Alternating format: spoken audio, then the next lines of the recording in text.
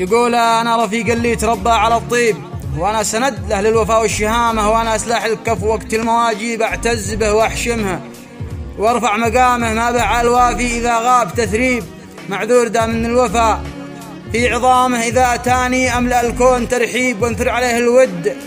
مثل الغمامة، ما دام هو معروف بالجود والطيب، ما دام هو معروف بالجود والطيب، ما به على الأجواد يا أخي ملامة، يشهد علي الله ذي يعلم الغيب الجيد لي محزم،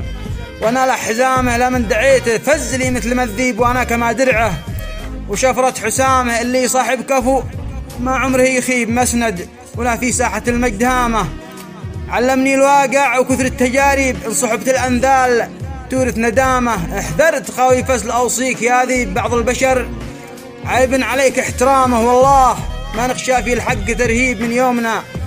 حتى تقوم القيامة، الكفو ما يقبل فساله بلا ريب، الجود طبعه والجمال لسامه.